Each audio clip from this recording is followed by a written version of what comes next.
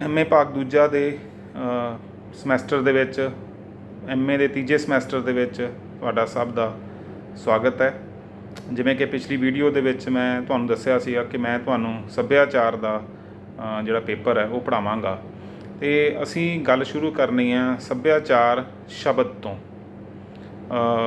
ਮੈਂ ਇਹ ਸਮਝਦਾ ਕਿ ਸਾਡੀਆਂ ਬਹੁਤ ਸਾਰੀਆਂ ਮੁਸ਼ਕਿਲਾਂ ਦਾ ਸੰਬੰਧ ਸਹੀ ਗਿਆਨ ਅਤੇ ਸੰਕਲਪਾਂ ਦੀ ਸੋਝੀ ਜਾਣਕਾਰੀ ਨਾ ਹੋਣ ਦੇ ਨਾਲ ਹੁੰਦਾ ਹੈ। ਬਹੁਤ ਸਾਰੀਆਂ ਮੁਸ਼ਕਿਲਾਂ ਸਾਡੇ ਅੰਦਰ ਬਹੁਤ ਸਾਰੇ ਇਹੋ ਜਿਹੇ ਖਿਆਲ ਕਈ ਵਾਰ ਰੂੜ ਹੋ ਜਾਂਦੇ ਨੇ, ਜੰਮ ਜਾਂਦੇ ਨੇ, ਜਿਹੜੇ ਸਾਨੂੰ ਸਾਰੀ ਉਮਰ ਤੰਗ ਕਰਦੇ ਰਹਿੰਦੇ ਨੇ ਅਤੇ ਬਹੁਤ ਸਾਰੀਆਂ ਮੁਸ਼ਕਿਲਾਂ ਸਾਡੇ ਜੀਵਨ ਦੇ ਵਾਸਤੇ ਖੜ੍ਹੇ ਕਰਦੇ ਰਹਿੰਦੇ ਨੇ।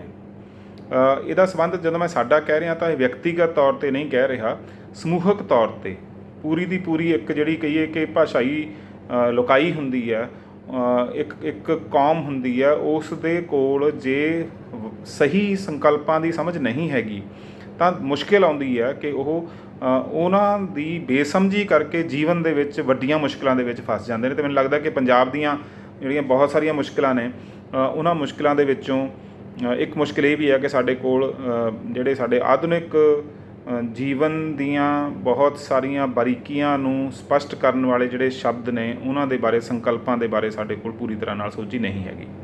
ਇਹਨਾਂ ਦੇ ਵਿੱਚੋਂ ਇੱਕ ਸ਼ਬਦ ਹੈਗਾ ਸੱਭਿਆਚਾਰ।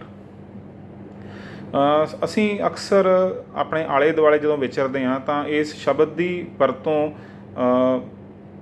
ਜਦੋਂ ਕਰਦੇ ਹਾਂ ਤਾਂ ਅਸੀਂ ਸੱਭਿਆਚਾਰ ਨੂੰ ਅਸੀਂ ਕਿਸੇ ਪ੍ਰੋਗਰਾਮ ਜਿਹੜੇ ਮਨੋਰੰਜਨ ਵਾਲੇ ਪ੍ਰੋਗਰਾਮ ਹੁੰਦੇ ਨੇ ਉਹਨਾਂ ਦੇ ਵਾਸਤੇ ਵੀ ਅਸੀਂ ਸੱਭਿਆਚਾਰਕ ਪ੍ਰੋਗਰਾਮ ਦਾ ਜਿਹੜਾ ਸ਼ਬਦ ਹੈ ਉਹ ਵਰਤ ਲੈਂਦੇ ਹਾਂ। ਪਰ ਜਿਹੜਾ ਸੱਭਿਆਚਾਰ ਦਾ ਸੰਕਲਪ ਹੈ ਉਸ ਮੁਤਾਬਕ ਜਿਹੜਾ ਇਹ ਸੱਭਿਆਚਾਰਕ ਪ੍ਰੋਗਰਾਮ ਹੈ ਇਹ ਬਹੁਤ ਹੀ ਸੰਕੁਚਿਤ, ਬਹੁਤ ਹੀ ਸੁੰਗੜਿਆ ਹੋਇਆ ਅਰਥ ਦਿੰਦਾ ਹੈ।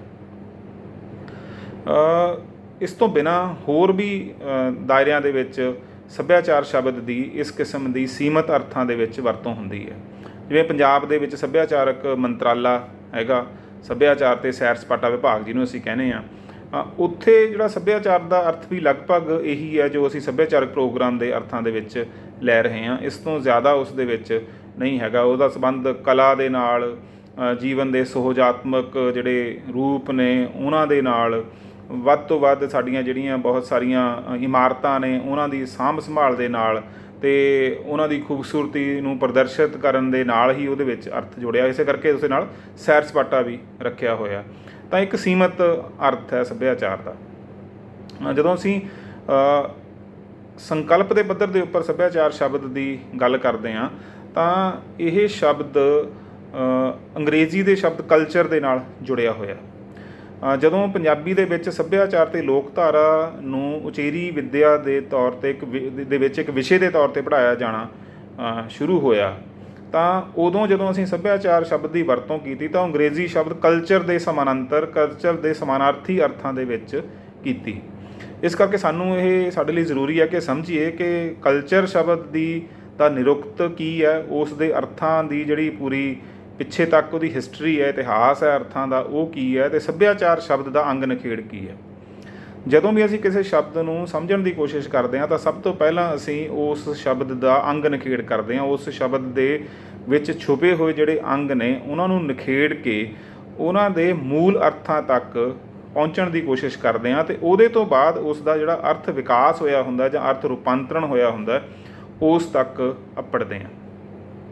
ਜਦੋਂ ਅਸੀਂ ਕਲਚਰ ਸ਼ਬਦ ਦੀ ਗੱਲ ਕਰਦੇ ਹਾਂ, ਕਿਉਂਕਿ ਸੱਭਿਆਚਾਰ ਸ਼ਬਦ ਜਿਹੜਾ ਹੈਗਾ ਉਹ ਆਮ ਵਰਤੋਂ ਦੇ ਵਿੱਚ ਬਹੁਤ ਪ੍ਰਚਲਿਤ ਸ਼ਬਦ ਪੰਜਾਬੀ ਦੇ ਵਿੱਚ ਨਹੀਂ ਸੀ।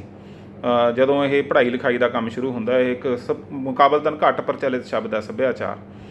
ਅਤੇ ਉਸ ਤੋਂ ਬਾਅਦ ਜਦੋਂ ਅਸੀਂ ਆਧੁਨਿਕ ਸਮੇਂ ਦੇ ਵਿੱਚ ਆ ਕੇ ਸਾਡੇ ਕੋਲ ਜਿਹੜੀਆਂ ਸਰਕਾਰਾਂ ਬਣਦੀਆਂ ਨੇ ਅਤੇ ਪੜ੍ਹਾਈ ਲਿਖਾਈ ਸ਼ੁਰੂ ਹੁੰਦੀ ਹੈ, ਉਹਦੇ ਤੋਂ ਬਾਅਦ ਇਹ ਜਿਹੜਾ ਸੱਭਿਆਚਾਰ ਦਾ ਸ਼ਬਦ ਹੈ ਥੋੜ੍ਹਾ ਜਿਹਾ ਪ੍ਰਚਲਿਤ ਹੋਣਾ ਸ਼ੁਰੂ ਹੋਇਆ। ਅਸੀਂ ਸੰਸਕ੍ਰਿਤੀ ਸ਼ਬਦ ਵਧੇਰੇ ਵਰਤਦੇ ਰਹੇ ਹਾਂ ਸੱਭਿਆਚਾਰ ਦੀ ਤੁਲਨਾ ਦੇ ਵਿੱਚ। ਹਿੰਦੀ ਦੇ ਵਿੱਚ ਵੀ ਸੰਸਕ੍ਰਿਤੀ ਸ਼ਬਦ ਵਰਤਿਆ ਜਾਂਦਾ। ਡਾਕਟਰ TR ਵਿਨੋਦ ਅਤੇ ਡਾਕਟਰ ਸੁਖਦੇਵ ਸਿੰਘ ਖਾਰਾ ਹੋਰਾਂ ਨੇ ਵੀ ਆਪਣੇ ਜਿਹੜੇ ਪਹਿਲੀਆਂ ਲਿਖਤਾਂ ਨੇ, ਖੋਜ ਪ੍ਰਬੰਧ ਨੇ, ਉਹਨਾਂ ਦੇ ਵਿੱਚ ਉਹਨਾਂ ਨੇ ਸੰਸਕ੍ਰਿਤੀ ਸ਼ਬਦ ਹੀ ਵਰਤਿਆ। ਪਰ ਜਿਹੜਾ ਸਾਡਾ ਪੋਸਟ ਗ੍ਰੈਜੂਏਟ ਅਧਿਆਪਨ ਹੈ ਇਸ ਦੇ ਵਿੱਚ ਸੱਭਿਆਚਾਰ ਸ਼ਬਦ ਮੁਕਾਬਲਤਨ ਵੱਧ ਪ੍ਰਵਾਨ ਹੋਇਆ ਅਤੇ ਵੱਧ ਮਕਬੂਲ ਹੋਇਆ। ਇਸ ਲਈ ਇਹ ਕਲਚਰ ਸ਼ਬਦ ਦੇ ਅਰਥਾਂ ਦੇ ਵਿੱਚ ਵਰਤਿਆ ਗਿਆ। ਹੁਣ ਜਿਹੜਾ ਕਲਚਰ ਸ਼ਬਦ ਹੈ ਇਹ ਸਾਡਾ ਸਾਨੂੰ ਪਤਾ ਕਿ ਅੰਗਰੇਜ਼ੀ ਦਾ ਸ਼ਬਦ ਹੈ, ਪਰ ਇਸ ਸ਼ਬਦ ਦੀ ਵੀ ਆਪਣੀ ਹਿਸਟਰੀ ਹੈ, ਇਸ ਸ਼ਬਦ ਦਾ ਵੀ ਆਪਣਾ ਇਤਿਹਾਸ ਹੈ। ਜਦੋਂ ਇਸ ਸ਼ਬਦ ਨੂੰ ਅਸੀਂ ਉਹਦੇ ਇਤਿਹਾਸ ਦੇ ਵਿੱਚ ਦੇਖਦੇ ਹਾਂ ਤਾਂ ਸਾਨੂੰ ਇਹ ਵੀ ਗੱਲ ਸਮਝ ਆਉਣੀ ਸ਼ੁਰੂ ਹੋ ਜਾਂਦੀ ਹੈ ਕਿ ਅਸਲ ਵਿੱਚ ਕਿਉਂ ਇਸ ਨੇ ਸਾਡੇ ਵਾਸਤੇ ਵਿਚਾਰਧਾਰਕ ਮੁਸ਼ਕਿਲਾਂ ਵੀ ਖੜੀਆਂ ਕੀਤੀਆਂ, ਕਿਉਂਕਿ ਇਹ ਅੰਗਰੇਜ਼ੀ ਦਾ ਮੂਲ ਰੂਪ ਦੇ ਵਿੱਚ ਸਾਡੇ ਕੋਲ ਸ਼ਬਦ ਆਇਆ, ਅੰਗਰੇਜ਼ੀ ਰਾਹੀਂ ਆਇਆ, ਭਾਵੇਂ ਕਿ ਇਹ ਅਸਲ ਵਿੱਚ ਅੰਗਰੇਜ਼ੀ ਦਾ ਸ਼ਬਦ ਨਹੀਂ ਹੈ। ਮੱਧਕਾਲੀ ਅੰਗਰੇਜ਼ੀ ਦੇ ਵਿੱਚ ਜਿਹੜਾ ਸ਼ਬਦ ਕਲਚਰ ਹੈ ਇਹ ਵਰਤਿਆ ਜਾਂਦਾ ਸੀਗਾ ਉਸ ਜ਼ਮੀਨ ਦੇ ਟੁਕੜੇ ਵਾਸਤੇ ਜਿਸ ਨੂੰ ਕਾਸ਼ਤ ਦੇ ਯੋਗ, ਖੇਤੀ ਦੇ ਯੋਗ ਸਮਝਿਆ ਜਾਂਦਾ ਸੀ। ਇਹ ਸ਼ਬਦ ਆਇਆ ਸੀ ਫ੍ਰੈਂਚ ਤੋਂ। ਜਿਹੜਾ ਫ੍ਰੈਂਚ ਤੋਂ ਜਿਹੜਾ ਸ਼ਬਦ ਆਇਆ ਸੀ ਉਹਦੇ ਵਿੱਚ ਵੀ ਲਗਭਗ ਇਹੀ ਅਰਥ ਜਿਹੜੇ ਨੇ, ਕਾਸ਼ਤਕਾਰੀ ਵਾਲੇ ਅਰਥ ਹੀ ਇਸ ਵਿੱਚ ਸ਼ਾਮਿਲ ਨੇ। ਫਿਰ ਉਹ ਜਿਹੜਾ ਸ਼ਬਦ ਹੈ ਜਿਹੜਾ ਕਲਚਰ ਸ਼ਬਦ ਸੰਸਕ੍ਰਿਤ ਦਾ ਸੀਗਾ, ਉਹ ਲਾਤੀਨੀ ਸ਼ਬਦ ਹੈਗਾ ਕਲਚਰਾ।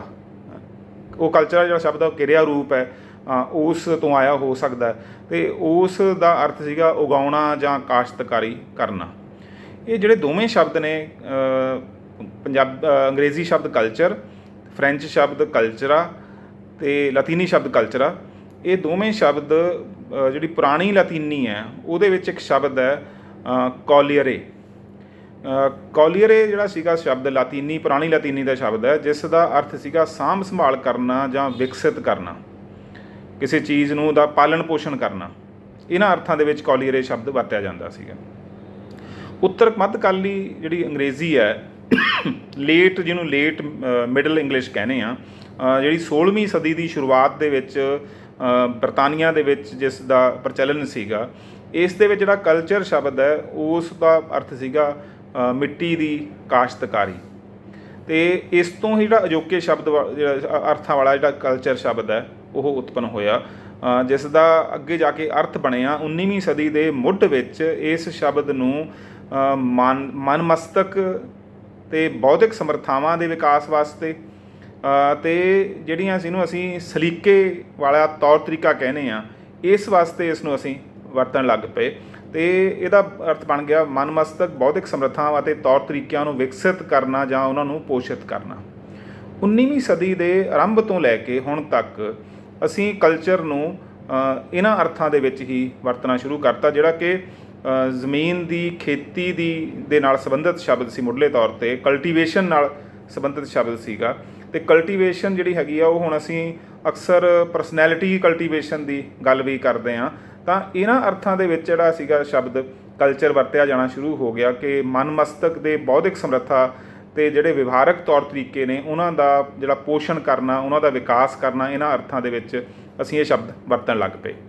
ਇੱਥੇ ਜਿਹੜੀ ਆਪਾਂ ਜਦੋਂ ਇਸ ਗੱਲ ਨੂੰ ਦੇਖਦੇ ਹਾਂ ਕਿ ਜੇ ਇਹ ਕਲਟੀਵੇਸ਼ਨ ਹੈ ਤਾਂ ਇੱਥੇ ਸਮਝ ਸਕਦੇ ਹਾਂ ਕਿ ਪੱਛਮੀ ਦੁਨੀਆ ਦੇ ਵਿੱਚ ਅੰਗਰੇਜ਼ੀ ਬੋਲਣ ਵਾਲੇ ਲੋਕਾਂ ਦੇ ਵਾਸਤੇ ਇਹ ਇੱਕ ਸੁਚੇਤ ਕਿਰਿਆ ਸੀ।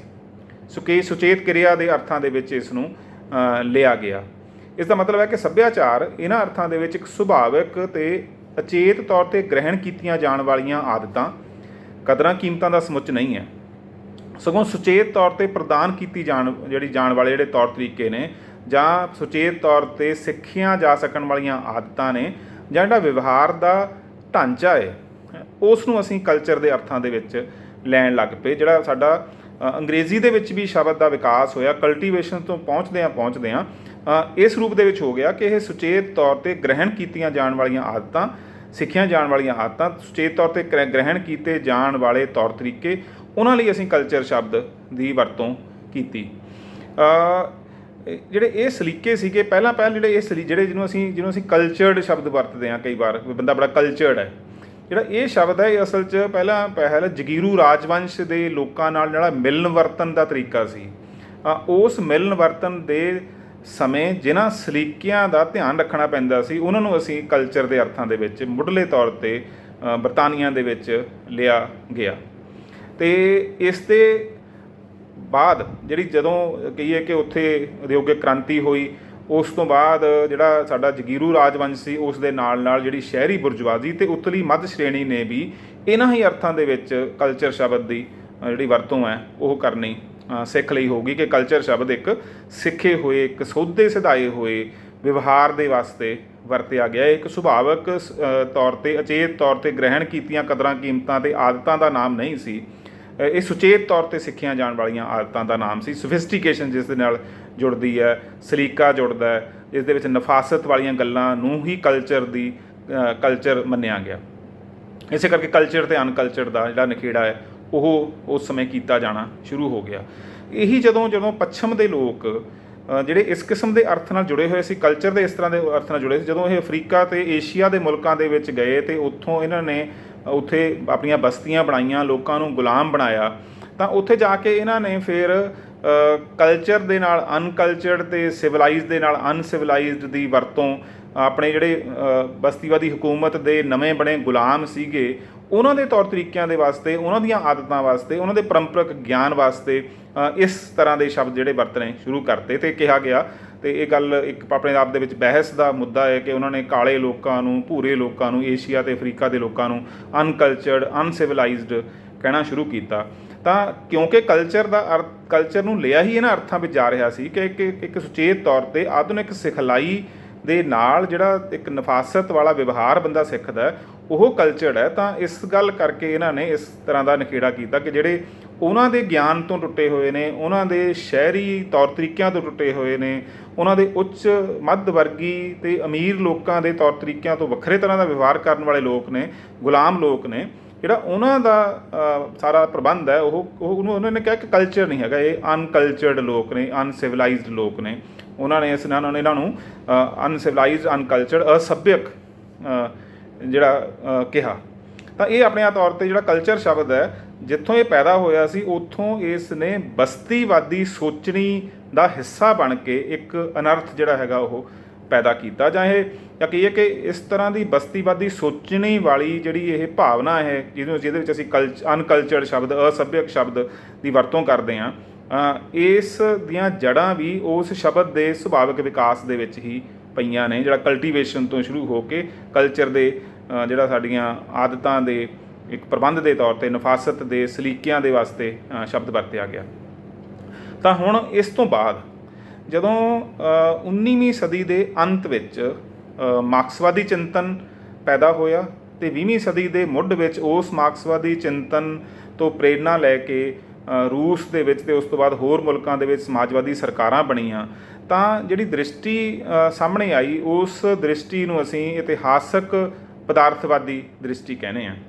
ਜਦੋਂ ਇਹ ਸ਼ਬਦ ਇਤਿਹਾਸਕ ਪਦਾਰਥਵਾਦੀ ਦ੍ਰਿਸ਼ਟੀ ਦੇ ਕੋਲ ਗਿਆ ਤਾਂ ਉਸ ਨੇ ਫਿਰ ਇਸ ਸਾਰੇ ਸ਼ਬਦ ਦੇ ਅਰਥ ਘੇਰੇ ਬਦਲ ਗਏ। ਇਸ ਤੋਂ ਬਾਅਦ ਇਸ ਨੂੰ ਜਦੋਂ ਇਤਿਹਾਸਕ ਪਦਾਰਥਵਾਦੀ ਦ੍ਰਿਸ਼ਟੀਕੋਣ ਤੋਂ ਕਲਚਰ ਸ਼ਬਦ ਦੀ ਸਮਝਦਾਰੀ ਵਿਕਸਿਤ ਹੋਣੀ ਸ਼ੁਰੂ ਹੋਈ ਤਾਂ ਇਹ ਕੋਈ ਸੁਚੇਤ, ਸਿੱਖਿਅਤ ਅਤੇ ਬਹੁਤ ਨਫਾਸਤ ਵਾਲੇ ਵਿਵਹਾਰ ਦੀ ਬਜਾਏ ਇਹਨੂੰ ਇਸ ਤਰ੍ਹਾਂ ਲਿਆ ਗਿਆ ਕਿ ਹਰ ਥਾਂ ਦੇ ਉੱਪਰ ਲੋਕ ਜਿਹੜੀਆਂ ਉਹਨਾਂ ਦੀਆਂ ਸੁਭਾਵਿਕ ਕਦਰਾਂ ਕੀਮਤਾਂ ਹੁੰਦੀਆਂ ਨੇ, ਜਿਹੜੇ ਉਹਨਾਂ ਦੇ ਆਪਣੇ ਆਲੇ ਦੁਆਲੇ ਦੇ ਵਿੱਚੋਂ ਉਹਨਾਂ ਨੇ ਸਹਿਜ ਸੁਭਾਵਿਕ ਸਿੱਖੀਆਂ ਹੋਈਆਂ ਹੁੰਦੀਆਂ ਨੇ, ਉਹ ਕਲਚਰ ਹੁੰਦੀਆਂ ਨੇ।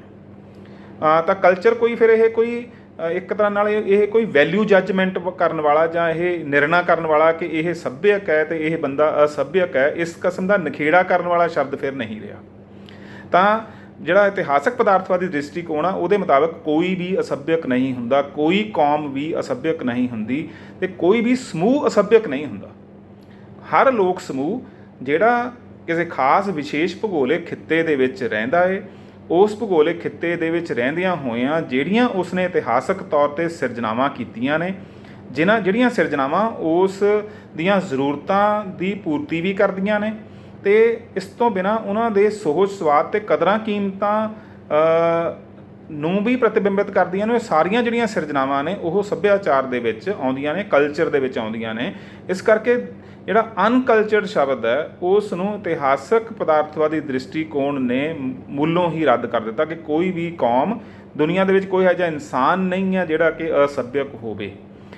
ਜਿਹੜੇ ਕਬੀਲੇ ਨੇ ਉਹਨਾਂ ਦੇ ਬਾਰੇ ਅਸੀਂ ਵੀ ਹੁਣ ਜਦੋਂ ਪੰਜਾਬ ਦੇ ਵਿੱਚ ਬੈਠ ਕੇ ਕਈ ਵਾਰ ਇਸ ਤਰ੍ਹਾਂ ਦੇ ਸ਼ਬਦਾਂ ਦੀ ਵਰਤੋਂ ਕਰਨ ਦੇ ਆਦੀ ਹਾਂ। ਤਾਂ ਹੀ ਮੈਂ ਸ਼ੁਰੂ ਦੇ ਵਿੱਚ ਕਿਹਾ ਸੀ ਕਿ ਸਾਡੀਆਂ ਬਹੁਤ ਸਾਰੀਆਂ ਮੁਸ਼ਕਿਲਾਂ ਦਾ ਸੰਬੰਧ ਸੰਕਲਪਾਂ ਨੂੰ ਠੀਕ ਤਰੀਕੇ ਨਾਲ ਨਾ ਸਮਝਣ ਦੇ ਨਾਲ ਹੁੰਦਾ, ਕਿਉਂਕਿ ਅਸੀਂ ਇਹ ਹਾਲੇ ਤੱਕ ਮੰਨਦੇ ਆ ਰਹੇ ਹਾਂ। ਤਾਂ ਅਸੀਂ ਜਾਤੀ ਤੌਰ 'ਤੇ ਵੀ ਕਈ ਵਾਰ ਇਸ ਕਿਸਮ ਦਾ ਉਚਾਰ ਕਰਦੇ ਹਾਂ, ਇਸ ਕਿਸਮ ਦਾ ਬਿਆਨ ਦਿੰਦੇ ਹਾਂ ਕਿ ਫਲਾਣੇ ਲੋਕ, ਫਲਾਣੀ ਜਾਤ ਦੇ ਲੋਕ ਬੜੇ ਅਨਕਲਚਰਡ ਨੇ, ਜਾਂ ਉਹਨਾਂ ਦੇ ਤੌਰ ਤਰੀਕਿਆਂ ਦੇ ਪ੍ਰਤੀ ਇੱਕ ਨਾਪਸੰਦਗੀ ਅਸੀਂ ਪ੍ਰਗਟ ਕਰਦੇ ਹਾਂ। ਸਾਰੇ ਭਾਰਤ ਦੇ ਵਿੱਚ ਸਮੁੱਚੇ ਤੌਰ 'ਤੇ ਜਿਹੜੇ ਕਬੀਲੇ ਨੇ ਕਬੀਲਿਆਂ ਦੀ ਜੀਵਨ ਜਾਚ ਨੂੰ ਵੀ ਅਸੀਂ ਕਈ ਵਾਰ ਅਨਕਲਚਰਡ ਮੰਨਦੇ ਹਾਂ। ਇਸ ਕਿਸਮ ਦੀ ਜਿਹੜੀ ਬਿਰਤੀ ਹੈ ਸਾਡੇ ਮਨ ਮਸਤਕ ਦੇ ਵਿੱਚ ਗਹਿਰੀ ਇੱਕ ਤਰ੍ਹਾਂ ਨਾਲ ਗੱਡੀ ਹੋਈ ਆ, ਅਤੇ ਇਸ ਬਿਰਤੀ ਤੋਂ ਮੁਕਤ ਹੋਣ ਵਾਸਤੇ ਜ਼ਰੂਰੀ ਹੈ ਕਿ ਸੱਭਿਆਚਾਰ ਦਾ ਜਿਹੜਾ ਇਤਿਹਾਸਕ ਪਦਾਰਥਵਾਦੀ ਸੰਕਲਪ ਹੈ ਉਸ ਨੂੰ ਸਮਝਿਆ ਜਾਵੇ, ਜਿਸ ਦੇ ਮੁਤਾਬਕ ਕੋਈ ਵੀ ਸਮੂਹ ਉਸ ਦੀਆਂ ਆਦਤਾਂ, ਉਸ ਦੀਆਂ ਰਵਾਇਤਾਂ, ਉਸ ਦੇ ਤੌਰ ਤਰੀਕੇ, ਉਸ ਦਾ ਆਚਰਣ ਵਿਚਰਣ, ਉਸ ਦੀ ਜੀਵਨ ਜਾਚ ਕਦੇ ਵੀ ਅਸੱਭਿਅਕ ਨਹੀਂ ਹੁੰਦੀ। ਕਬੀਲੇ ਵੀ ਸੱਭਿਅਕ ਹੁੰਦੇ ਨੇ ਅਤੇ ਸਾਰੀਆਂ ਜਾਤਾਂ ਦੇ ਲੋਕ ਵੀ ਸੱਭਿਅਕ ਹੁੰਦੇ ਨੇ, ਕੋਈ ਵੀ ਅਸੱਭਿਅਕ ਨਹੀਂ ਹੁੰਦਾ ਹੈ। ਤਾਂ ਇਸ ਲਿਹਾਜ਼ ਨਾਲ ਜਿਹੜਾ ਇਹ ਸੱਭਿਆਚਾਰ ਦਾ ਸੰਕਲਪ ਜਾਂ ਕਲਚਰ ਦਾ ਸੰਕਲਪ ਹੌਲੀ ਹੌਲੀ ਵਿਕਸਿਤ ਕਰਦੇ ਹੁੰਦੇ ਹੋਏ ਕਲਟੀਵੇਸ਼ਨ ਤੋਂ ਸ਼ੁਰੂ ਹੋ ਕੇ ਪੱਛਮੀ ਬਸਤੀਵਾਦੀ ਦ੍ਰਿਸ਼ਟੀਕੋਣ ਤੋਂ ਦੇ ਵਿੱਚ ਜਿਹੜਾ ਸੁਸਿੱਖਿਅਤ ਸਲੀਕੇ ਵਾਲੀਆਂ ਆਦਤਾਂ ਤੋਂ ਅੱਗੇ ਲੰਘ ਕੇ ਇਹ ਹੁਣ ਹਰ ਸਮੂਹ ਦਾ ਇੱਕ ਤਰ੍ਹਾਂ ਨਾਲ ਆਪਣਾ ਮੌਲਿਕ ਖੁਦ ਮੁਖਤਿਆਰ ਜਿਹੜਾ ਸੱਭਿਆਚਾਰ ਹੁੰਦਾ ਇਸ ਦੇ ਸੰਕਲਪ ਤੱਕ ਅੱਪੜਿਆ। ਇਹਦਾ ਮਤਲਬ ਜੇ ਆਪਾਂ ਇਸ ਤਰੀਕੇ ਨਾਲ ਲੈਣਾ ਹੋਵੇ ਤਾਂ ਸੱਭਿਆਚਾਰ ਹਰ ਥਾਂ ਦੇ ਉੱਪਰ ਮੌਜੂਦ ਹੁੰਦਾ ਹੈ, ਹਰ ਥਾਂ ਦੇ ਲੋਕ ਸੱਭਿਅਕ ਹੁੰਦੇ ਨੇ ਅਤੇ ਉਹਨਾਂ ਦੇ ਵਿੱਚ ਆਪਸ ਵਿੱਚ ਤੁਲਨਾ ਨਹੀਂ ਕੀਤੀ ਜਾ ਸਕਦੀ। ਸੱਭਿਆਚਾਰਾਂ ਨੂੰ ਇੱਕ ਨੂੰ ਬਿਹਤਰ ਅਤੇ ਇੱਕ ਨੂੰ ਬਦਤਰ ਨਹੀਂ ਕਿਹਾ ਜਾ ਸਕਦਾ, ਇੱਕ ਨੂੰ ਵਿਕਸਿਤ ਅਤੇ ਇੱਕ ਨੂੰ ਅਵਿਕਸਿਤ ਨਹੀਂ ਕਿਹਾ ਜਾ ਸਕਦਾ। ਇਹ ਗੱਲ ਆਪਾਂ ਬਾਅਦ ਦੇ ਵਿੱਚ ਅਗਲੇ ਕਿਤੇ ਲੈਕਚਰਾਂ ਦੇ ਵਿੱਚ ਕਰਾਂਗੇ, ਜਦੋਂ ਅਸੀਂ ਸਿਵਲਾਈਜੇਸ਼ਨ ਅਤੇ ਕਲਚਰ ਭਾਵ ਸੱਭਿਅਤਾ ਅਤੇ ਸੱਭਿਆਚਾਰ ਦਾ ਨਿਖੇੜਾ ਕਰਾਂਗੇ ਤਾਂ ਉੱਥੇ ਇਹ ਗੱਲ ਵਿਸਤਾਰ ਦੇ ਵਿੱਚ ਕੀਤੀ ਜਾਊਗੀ ਕਿ ਜਿਹੜਾ ਅਸੱਭਿਅਕ ਸ਼ਬਦ ਜਾਂ ਘੱਟ ਵਿਕਸਿਤ ਸੱਭਿਅਤਾ ਦੀ ਗੱਲ ਕਰਦੇ ਹਾਂ, ਇਸ ਦਾ ਸੰਬੰਧ ਕਿਹੜੀਆਂ ਬਣਤਰਾਂ ਦੇ ਨਾਲ ਹੈ। ਇੱਥੇ ਆਪਾਂ ਇਸ ਗੱਲ ਨੂੰ ਹਾਲ ਦੀ ਘੜੀ ਨਹੀਂ ਛੂਹਾਂਗੇ। ਮੈਂ ਇਸ ਗੱਲ ਨੂੰ ਤੁਹਾਨੂੰ ਮੈਂ ਸਮਝਾਉਣਾ ਚਾਹੁੰਦਾ ਕਿ ਜਿਹੜਾ ਸੱਭਿਆਚਾਰ ਹੈ ਉਹ ਸਰਬ ਵਿਆਪਕ ਹੈ। ਹਰ ਕੌਮ ਦਾ ਸੱਭਿਆਚਾਰ ਹੁੰਦਾ। ਕੋਈ ਵੀ ਕੌਮ, ਕੋਈ ਵੀ ਲੋਕ ਸਮੂਹ ਸੱਭਿਆਚਾਰ ਤੋਂ ਹੀਣਾ ਵਿਹੀਣ ਖਾਲੀ ਨਹੀਂ ਹੁੰਦਾ, ਉਸ ਤੋਂ ਸੱਖਣਾ ਨਹੀਂ ਹੁੰਦਾ। ਇੱਕ ਸੱਭਿਆਚਾਰ ਨੂੰ ਦੂਸਰੇ ਸੱਭਿਆਚਾਰ ਦੇ ਨਾਲ ਤੁਲਨਾਇਆ ਨਹੀਂ ਜਾ ਸਕਦਾ। ਉਹਨਾਂ ਦੀ ਆਪਸ ਦੇ ਵਿੱਚ ਜਿਹੜੀ ਗੁਣਾਤਮਕ ਤੁਲਨਾ ਹੈਗੀ ਆ ਉਹ ਨਹੀਂ ਕੀਤੀ ਜਾ ਸਕਦੀ। ਇੱਕ ਨੂੰ ਚੰਗਾ ਜਾਂ ਇੱਕ ਨੂੰ ਮਾੜਾ ਨਹੀਂ ਕਿਹਾ ਜਾ ਸਕਦਾ। ਇੱਕ ਨੂੰ ਵਿਕਸਿਤ ਅਤੇ ਇੱਕ ਨੂੰ ਨਾ ਵਿਕਸਿਤ, ਅਵਿਕਸਿਤ ਨਹੀਂ ਕਿਹਾ ਜਾ ਸਕਦਾ। ਇਸ ਕਰਕੇ ਜਿਹੜਾ ਇਹ ਨਵਾਂ ਸੰਕਲਪ ਹੈ, ਇਸ ਸੰਕਲਪ ਦੇ ਮੁਤਾਬਕ ਇਹ ਕੋਈ ਨਫਾਸਤ ਵਾਲਾ, ਸਲੀਕੇ ਵਾਲਾ ਵਿਵਹਾਰ ਦਾ ਢਾਂਚਾ ਨਹੀਂ ਹੈ। ਇਹ ਕੋਈ ਵਿਸ਼ੇਸ਼ ਉੱਚ ਵਰਗ ਦੇ ਲੋਕਾਂ ਦੇ ਨਾਲ ਵਰਤਣ ਦੇ ਵਾਸਤੇ ਜਿਹੜੀਆਂ ਸਿੱਖਣੀਆਂ ਪੈਂਦੀਆਂ ਆਦਤਾਂ ਨੇ, ਇਹ ਉਹਦਾ ਢਾਂਚਾ ਨਹੀਂ ਹੈ। ਇਹ ਇੱਕ ਸੁਭਾਵਿਕ ਚੀਜ਼ ਹੈ, ਇਹ ਇੱਕ ਸੁਭਾਵਿਕ ਵਰਤਾਰਾ ਹੈ।